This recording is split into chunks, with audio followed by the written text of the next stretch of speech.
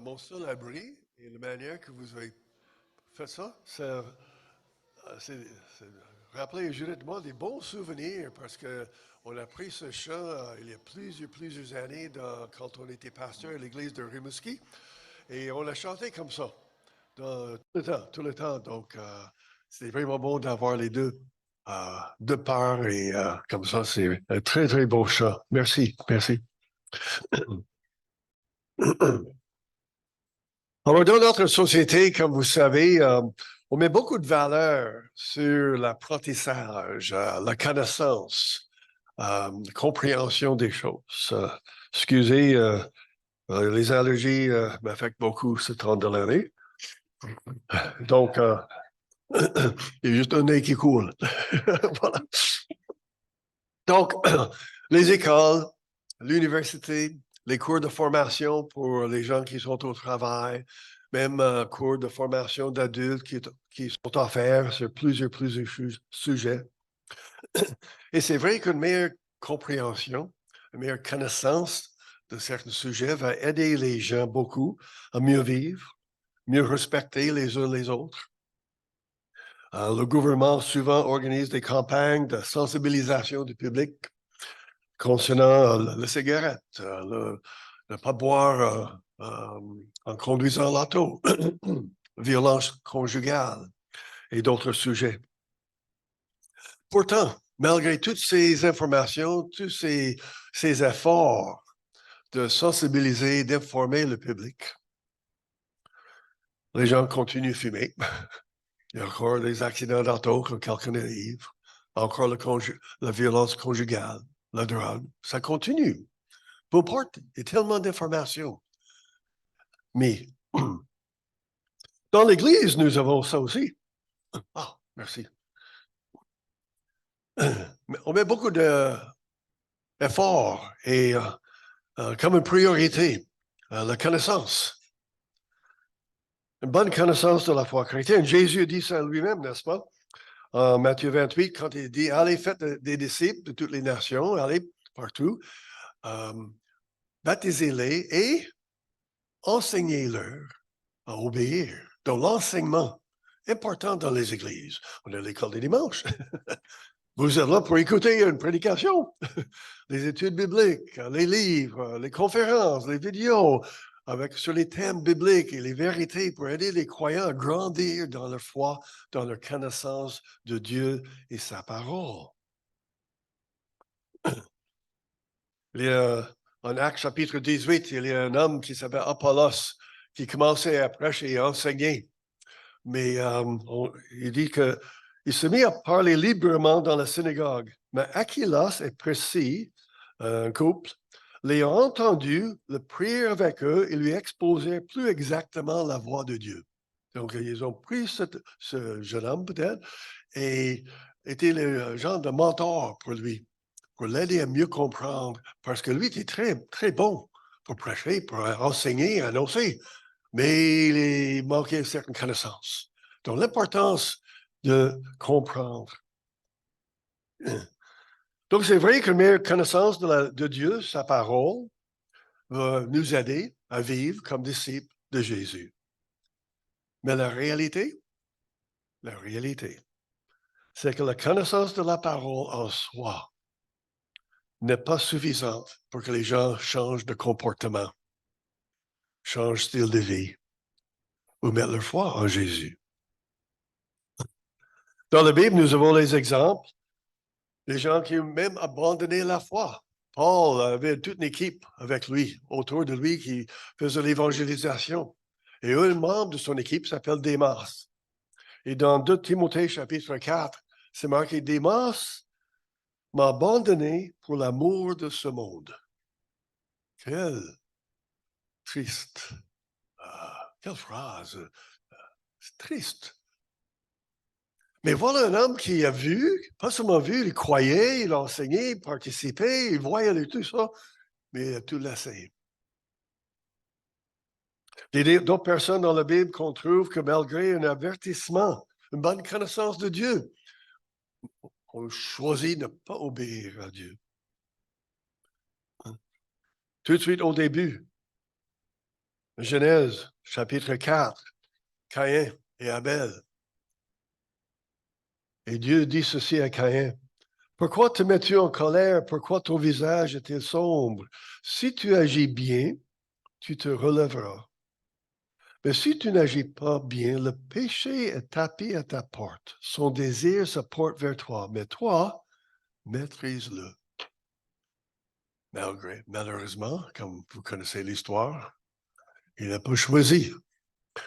Il a choisi plutôt de haïr et même tuer son frère. David et Bathsheba. David qui écrivait même les textes que nous lisons dans la parole de Dieu, les psaumes, a commis l'adultère. Donc vous en connaissez. Des gens aujourd'hui même qui ont abandonné la foi, qui n'assistent plus l'Église, qui ont délaissé certaines croyances ou certaines pratiques pour des raisons différentes. Malgré une connaissance de la Bible, on justifie ces actions qui sont contraires à la parole de Dieu. On connaît deux couples, ça fait plusieurs années, très impliqués dans un ministère de relations d'aide auprès des couples dans le mariage, donner des conférences, le counseling et tout cela bien connu, très efficace dans leur région. Un jour, le mari d'un est parti avec la femme de l'autre. Et pourtant, c'est eux qui ont enseigné les autres sur la fidélité dans le couple. Le pasteur, l'évangéliste, ça passe souvent aux nouvelles, ces personnes bien connues qui trompent leurs femmes, qui partent. Mais pas seulement des leaders chrétiens, là. C'est facile à pointer le doigt sur ces personnes en public. Le comptable d'une église qui croit comme croyant qu'il faut être honnête, mais il prend de temps en temps l'argent de l'église pour ses fins personnelles. Le croyant qui enseigne aux autres les valeurs de la famille chrétienne, mais chez lui, il maltraite sa femme et ses enfants. Les croyants qui croient à ce que la Bible dit de pardonner les uns aux autres, mais gardent de la rancune dans leur cœur contre notre frère et sœur. Ou les gens qui chantent dimanche matin des chansons de louange, des chants sur l'amour les uns pour les autres, mais pendant la semaine, ils font des commérages et parlent mal des autres. Voyez-vous, ce n'est pas juste ces grands personnages publics, là. C'est nous aussi, chacun de nous.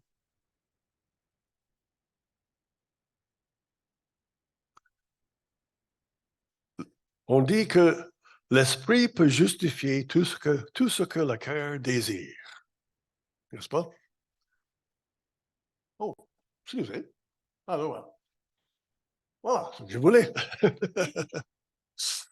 Le cœur peut justifier, excusez, l'esprit peut justifier tout ce que le cœur désire. C'est le cœur qui tire.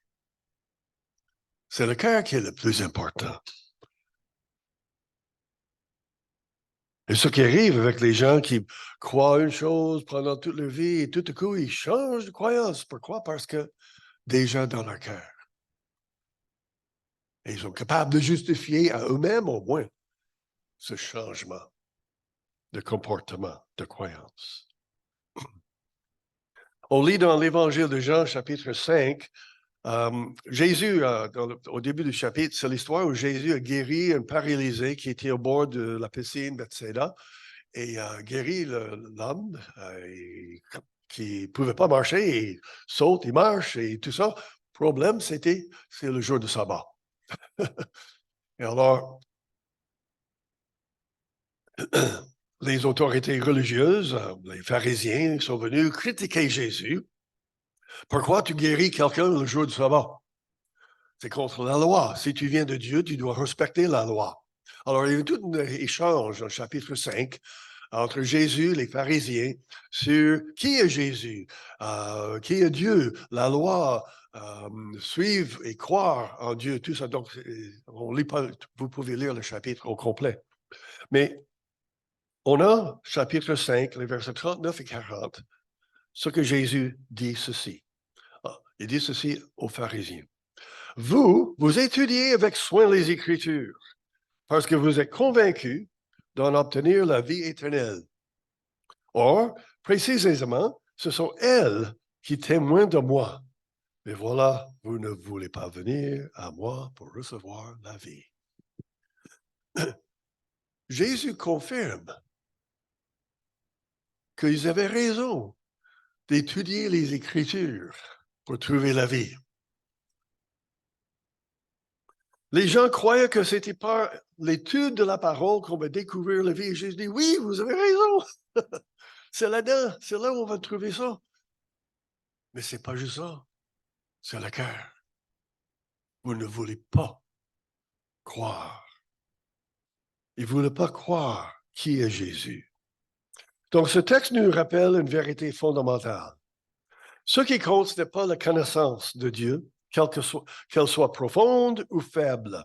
Ce qui compte, c'est un cœur humble, un cœur reconnaissant, un cœur qui fait confiance en Jésus-Christ, prêt à lui obéir. Amen. Oui, amen. C'est ça qui compte. On a il y a plusieurs exemples, d'autres exemples dans la Bible, mais en voici deux qui donnent les deux extrêmes, les bons exemples. Quand Jésus a été crucifié, il y avait deux hommes crucifiés avec lui. Un, on l'appelle le bon larron. Un a critiqué Jésus, dit non, non, non. L'autre, il dit, oui, Seigneur, souviens-toi de moi. Il a mis sa foi. Voilà un homme un meurtrier, un bandit. Je ne pense pas qu'il avait une grande connaissance de Dieu. Oh oui, certainement, certaines connaissances, mais pas théologie, pas comme les pharisiens qui étudiaient la Bible, la parole tout le temps. Mais peu de connaissances, très, très peu de connaissances, mais selon la connaissance qu'il avait, oui, je crois, tu es le Sauveur. L'autre exemple, l'apôtre Paul. Hey, un pharisien des pharisiens, grande connaissance, persécutait le monde, était là au nom des autorités pour persécuter les croyants. Parce qu'il dit, j'ai raison, nous avons raison, je connais ça. Jusqu'au jour où Dieu l'a rencontré sur le chemin de Damas. Il a dû plier son cœur à Dieu et reconnaître Jésus. Peu de faiblesse, peu de connaissance, beaucoup de connaissances, c'est pas ça, c'est le cœur. C'est le cœur. Alors, c'est quoi le cœur? Quand on parle du cœur, c'est quoi? Mais on peut le décrire comme le siège social de l'être humain. Le siège social, si vous avez mais on a les sièges sociaux, beaucoup à Montréal, hein, des compagnies. Hein? Et c'est là où toutes les décisions, direction pour la compagnie, ça se passe là, par les personnels de la compagnie. Et la compagnie peut avoir des bureaux partout dans le monde, mais c'est au siège social, c'est le centre. C'est là où ça commence. Et les décisions sont prises, communiquées ailleurs. Le cœur de l'homme. Oui, voilà. Le cœur de l'homme est l'ensemble de ses pensées, ses émotions, sa volonté. La pensée, c'est sa compréhension des choses. Les émotions sont des sentiments. La volonté, son pouvoir de décider. C'est ça le cœur. C'est ça notre cœur. Tout ce qui se passe dans notre vie trouve sa source dans notre cœur.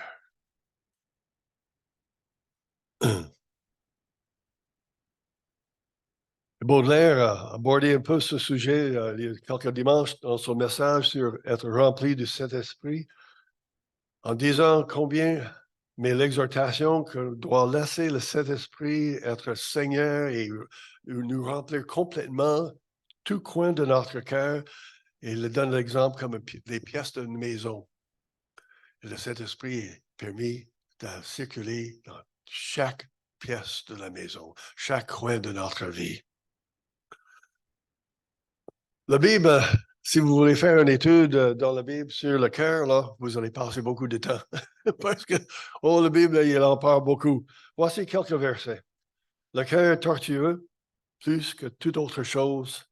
il est incurable. Qui pourrait le connaître? Et on peut dire bon, ça ne donne pas beaucoup d'espoir pour nous, hein? Heureusement, Dieu va guérir notre cœur en Jésus-Christ. Jésus dit, ce qui sort de l'homme, c'est cela qui le rend impur, car c'est du dedans.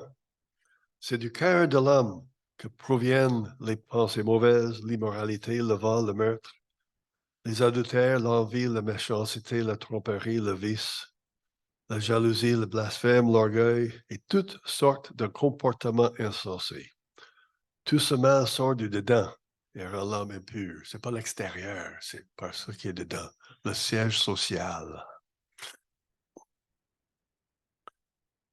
Et c'est l'exhortation, tu aimeras donc le Seigneur ton Dieu de tout ton cœur, toute ton âme, ta pensée et ton énergie. On se demande pourquoi des gens à qui on partage l'Évangile, on partage notre témoignage, n'est-ce pas, à des gens, et ils ne répondent pas. On va distribuer la Bible, le Nouveau Testament, même en fin de semaine. Pierre et Thérèse sont à Charville avec l'association pour distribuer la Bible, présenter l'Évangile dans un kiosque. Et beaucoup de gens viennent, mais très peu répondent. On dit, mais pourquoi les gens ne répondent pas? Parce que les gens ne rejettent pas le Christ par manque de connaissance. On rejette le Christ parce qu'on préfère vivre sa vie à sa manière. Et on ne va pas se soumettre à quelqu'un d'autre. C'est une question d'orgueil. Donc, il faut distribuer la parole, il faut en parler, il faut témoigner, il faut trouver des façons différentes, de plusieurs manières pour évangéliser, partager, répandre l'Évangile, comme Jésus a dit, prêcher la bonne nouvelle.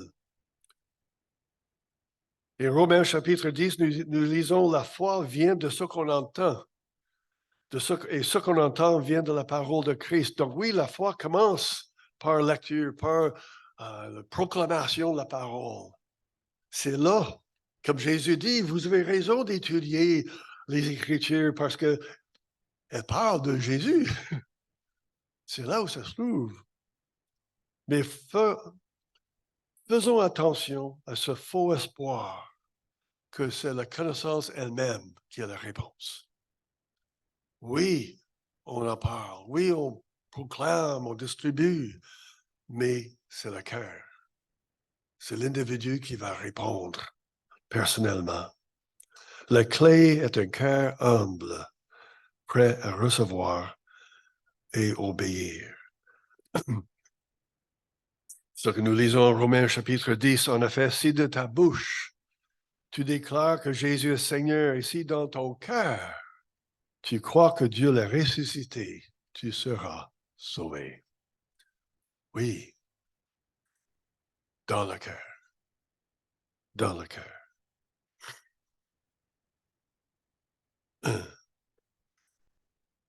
Alors, c'est très facile de parler des autres, n'est-ce pas?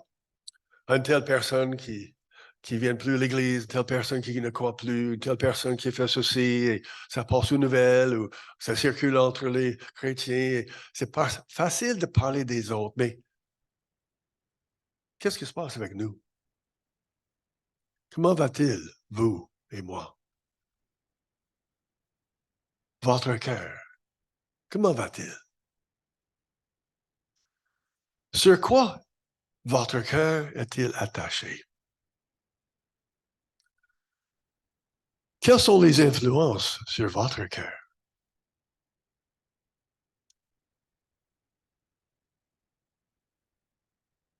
En Deutéronome chapitre 11, nous lisons, gardez-vous bien de vous laisser séduire et de vous détourner vers des dieux étrangers pour leur rendre un culte et vous prosterner devant eux. Gravez donc bien ces ordres que je vous donne dans votre cœur et au tréfonds de votre être.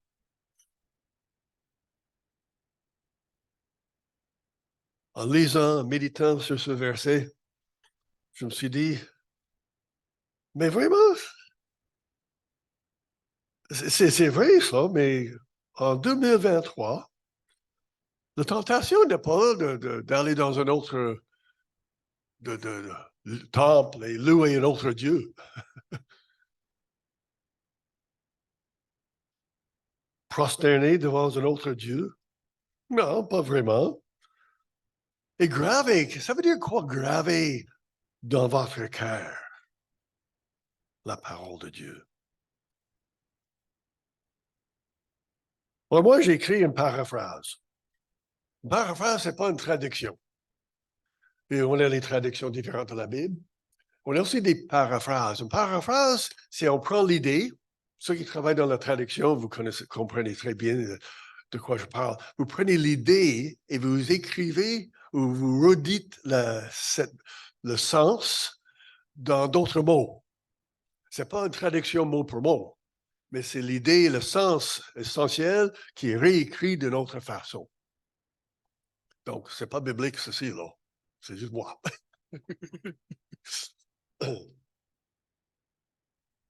Faites attention à ne pas vous laisser influencer par les pensées attirantes de ce monde, ainsi vous détourner vers les croyances qui sont contraires à la volonté de Dieu.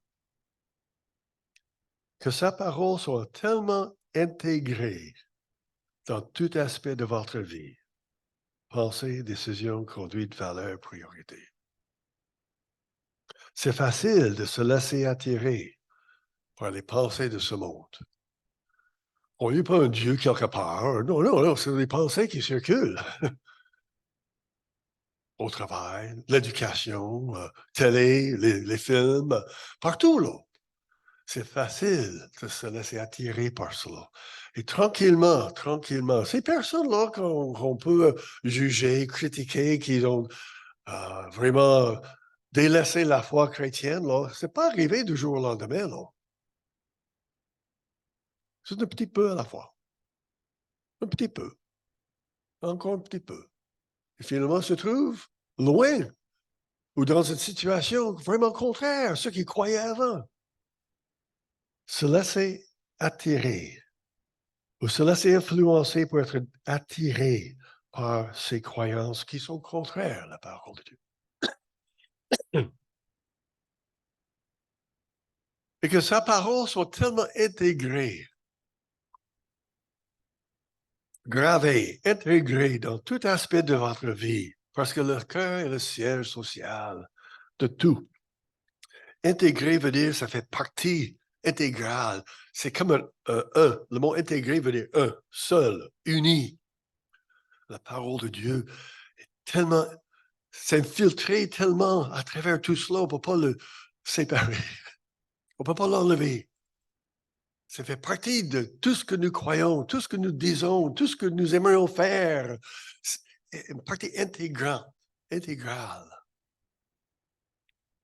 Ça veut dire gravé. Nous chantons une chanson souvent. Change mon cœur, Seigneur, et purifie-moi. Excusez-moi. Change mon cœur, Seigneur, que je sois comme toi. C'est bon chant. C'est basé sur le psaume 51 qui dit, ô Dieu, crée en moi un cœur pur, renouvelle-moi un esprit bien disposé. Attention, Dieu ne change pas le cœur, même si c'est dit là. C'est pas Dieu qui change ton cœur. Dieu ne change pas le cœur des hommes, parce que si Dieu est capable de changer le cœur des hommes, nous serons tous sauvés depuis longtemps.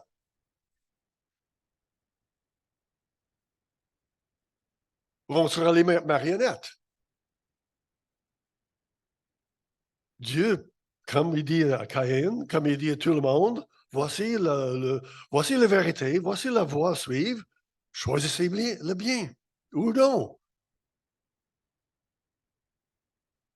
La réalité, Dieu ne change pas de cœur. Donc, ce change mon cœur, crée en moi un cœur pur, c'est un cri au secours de quelqu'un qui est déjà son cœur vers le Seigneur. Et il veut que Dieu vienne encore plus dans sa vie. Parce que des fois, on prie comme ça. J'entends les gens qui prient que Dieu change le cœur de quelqu'un. Non. Non. C'est pas une belle prière. Excusez, c'est pas biblique. Le désir, là, on veut que la personne vienne au Seigneur, mais Dieu change son cœur. Non. On va prier que Dieu fait toutes sortes de choses pour attirer les personnes, pour mettre les personnes dans son chemin qui connaissent le Seigneur et tout cela, là. Mais son cœur, c'est sa responsabilité. C'est sa responsabilité. Sinon, pourquoi Dieu, tu ne nous as pas changé le cœur depuis longtemps? On sera tous contents au ciel, voilà. Non, nous sommes tous responsables de dire oui ou non. Donc, encore la question que je vous laisse. Comment va votre cœur? Quelles sont les influences que vous permettez de rentrer dans votre cœur? Ah, ils sont là, on ne peut pas fermer. Il faut vivre dans une caverne quelque part, loin du monde, si on veut éviter tout ça. Mais quand même, on peut prendre des mesures pour se protéger et garder notre cœur fixé sur le Seigneur. Donc, comme j'ai dit, c'est ça. Ce qui compte, ce n'est pas votre connaissance de Dieu, qu'elle soit profonde ou faible. Ce qui compte, c'est de maintenir un cœur humble, un cœur reconnaissant, un cœur qui fait confiance à Jésus, prêt à lui obéir. Et je vous laisse ce dernier verset parce que, comme dit, il y a beaucoup de versets, mais c'est un verset clé quand on parle du cœur. Proverbe chapitre 4. Par-dessus tout, veille soigneusement sur ton cœur, car il est la source de tout ce qui fait la vie. Amen. Prenons quelques moments de réflexion personnelle et je vais clôturer avec la prière. Amen.